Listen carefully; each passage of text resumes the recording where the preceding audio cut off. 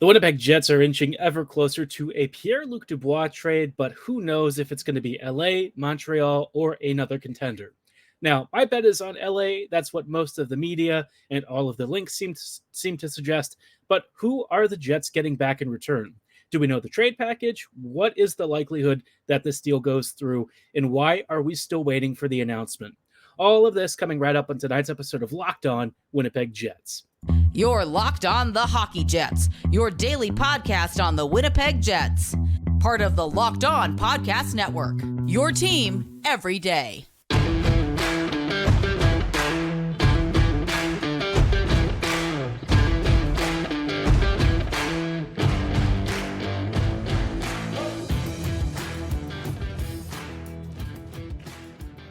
Hello, friends, and welcome to tonight's episode of Locked On Winnipeg Jets, part of the Locked On Podcast Network, your team every day. I'm your host, Harrison Lee, an avid Winnipeg Jets fan and an online blogger. You can follow me on Twitter at HLLivingLoco and at LO_Winnipeg Jets. As always, thanks for making Locked On Jets your first listen of the day every day. If you like what you're hearing, be sure to like, follow, and subscribe on all of your favorite podcasting platforms and YouTube. Doing so, of course, is free of charge and ensures you never miss another episode. But more than anything, we just really love and appreciate your support. Now, like I said, tonight's episode, we've got a couple of major topics to cover. It has been a busy news weekend in Winnipeg. A lot seems to be building. And so the Jets right now, the biggest thing that is not only on Winnipeg's lips, but just about everyone who is watching all of the major trade transactions and stuff is, where is Pierre-Luc Dubois getting traded to? Because it feels like we are really dang close to hearing a formal announcement. And from what I understand, and from what has been put out by some of the bigger names in media, like Darren Dreger, the situation is kind of getting down to an hourly watch, which, if you're a Jets fan, means that it could be really close.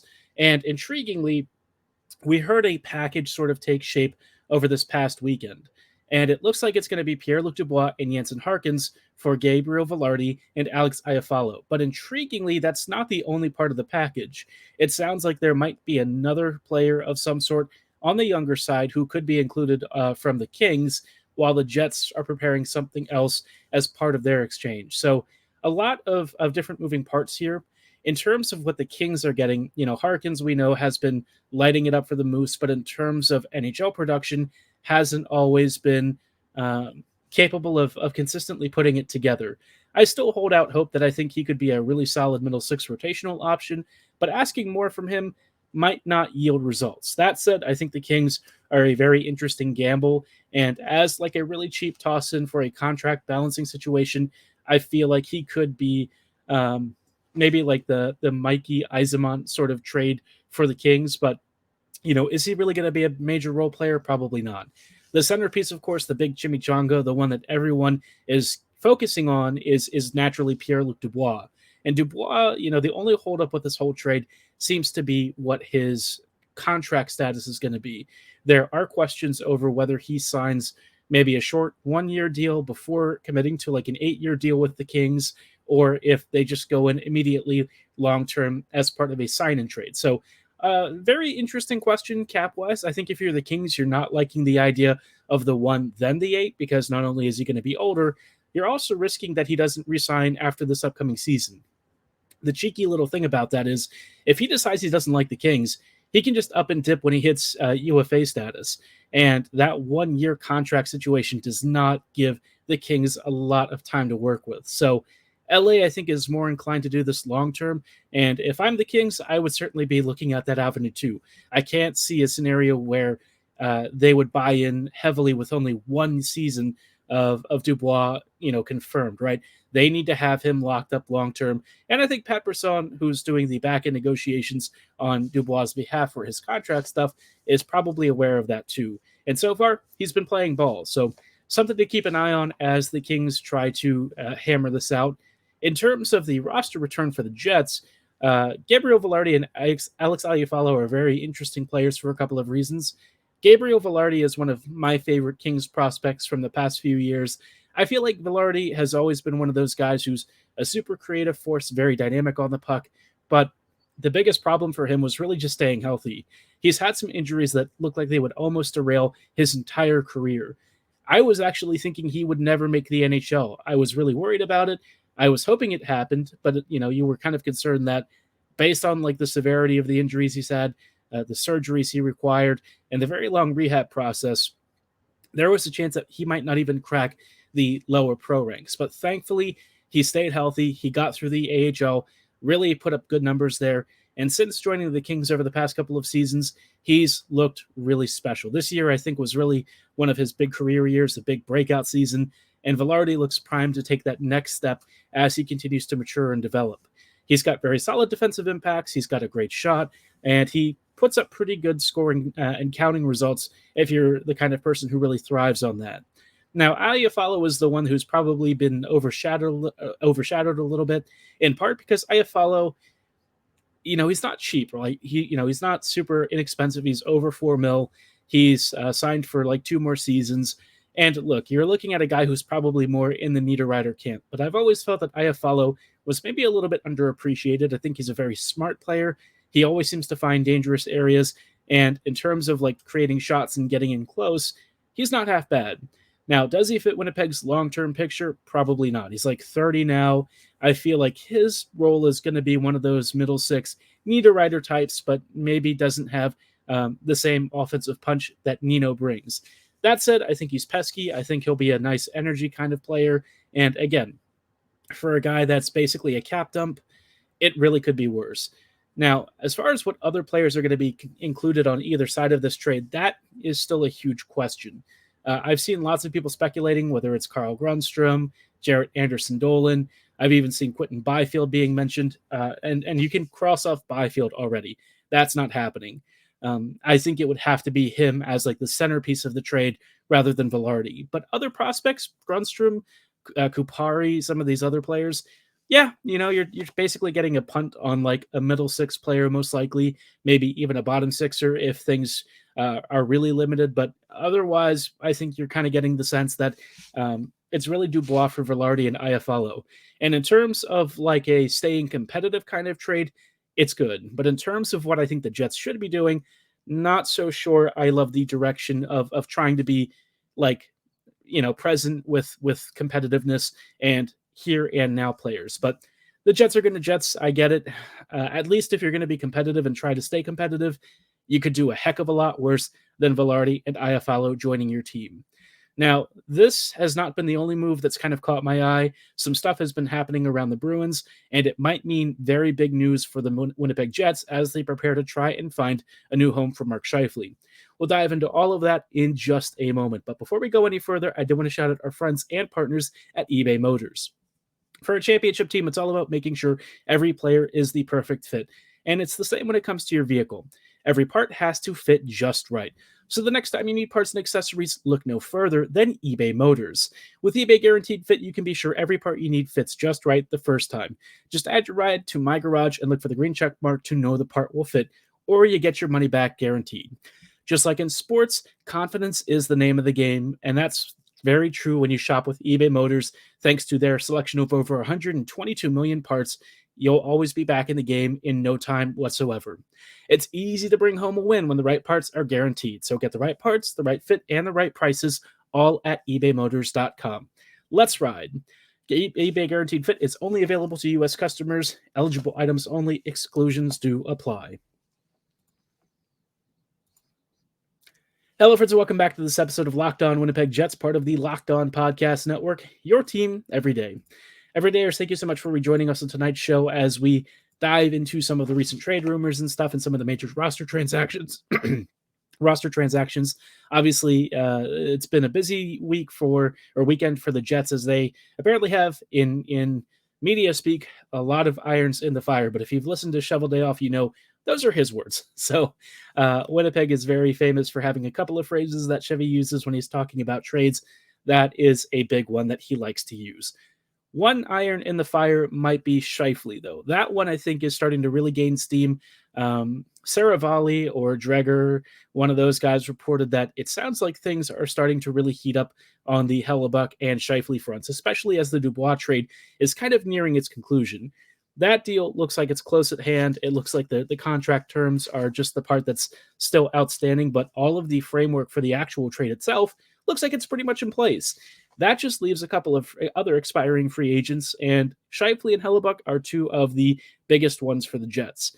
Now, Scheifele might have just found a new home in Boston.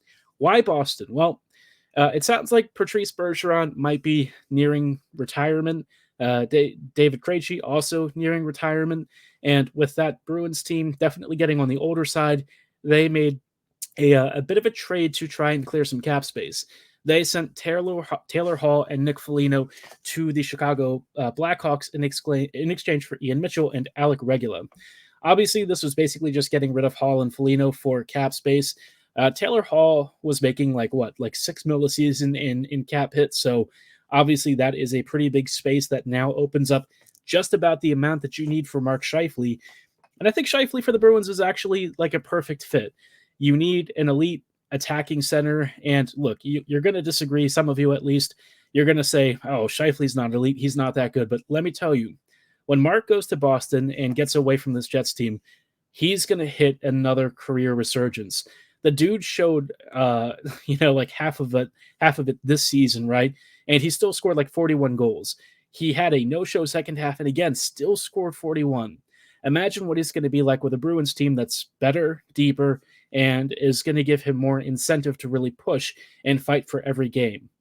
I have a feeling that we're going to see a version of Mark Scheifele that we have not seen in many years, which means that the trade return from Mark is probably not going to be that great. Now, my hope is they're going to see 41 goals last season and say, oh, we should pay a decent amount. But they're also going to see that he's an expiring free agent and probably not be super in love with that, right? Especially if they're not intending to sign him past the season. Scheifele will probably get something like, I don't know, if you're looking at the Bruins, maybe a Trent Frederick, a Swayman if you're fortunate, a pick as well, like a second round or maybe a fringe first rounder. I don't know, probably nothing crazy. Is Scheifele worth, a pretty decent package? I would say so. I think if you're looking at guys who are elite 1C rentals for a season, there's just not many players who are going to be at his level. And if I'm the Bruins, I would be prepared to kind of sell off a pretty good package of win now players and some futures, just because you need to try and chase your cup, and there's not going to be many better rentals than Scheifele. Mark is, again, a great first-line center. I think he will absolutely sizzle with that Bruins top six. I think it's a natural fit, but there are plenty of other teams that could certainly use Scheifele's services. Carolina is definitely one that I could see maybe making a play if they have the cap space and clear it out. I suspect that they would have to make some roster moves for that to happen. Other than that, I mean, you could say teams that are missing out on Dubois. Apparently the Sens were one team that were interested. That's an option. I guess Montreal is also technically a destination, but Montreal was pretty much hanging all of its hopes on Dubois because they're rebuilding. They think he fits their age demographic. And I'm sure, him being a French-speaking player, that's all the stuff that they need to hear to make him, I guess, their primary target. So Scheifele doesn't really fit Montreal's vision, but I guess if they're trying to find another center from the Jets that they could settle for, he technically fits the bill. That said, I still feel like Scheifele's probably bound for some other team. I think the Bruins really make a lot of sense. Carolina makes a degree of sense. Other than that, I think you'd really struggle to find many places where they have the cap space and the ability to make it work. Nashville could technically do it. Maybe Colorado if you trade in division, but again, I don't really think the Jets have any intention of trading within the Central, much less to teams that they would feel they are directly competing for playoff spots with. So, yeah, I think the number of doors that the Jets are willing to open for Mark Scheifele is pretty narrow. It's pretty small. It's a pretty narrow group. So let's hope that this Bruins thing works out and somehow the Jets get a decent trade package. I think it's the most natural fit, but you never know. So we'll keep an eye on that. But of course, a lot of other moving parts and irons in the fire with the Jets as we roll into the week ahead, which we'll talk about in just a moment. Hello, friends, and welcome back to these closing thoughts of tonight's episode of Locked On Winnipeg Jets. We are just wrapping up really quickly talking about the week ahead as we roll into what is very uncharted territory for the Winnipeg Jets. We're already counting down to a blockbuster trade with Pierre-Luc Dubois. We might have a major trade with Mark Scheifele, and we also have a trade with potentially Connor Hellebuyck.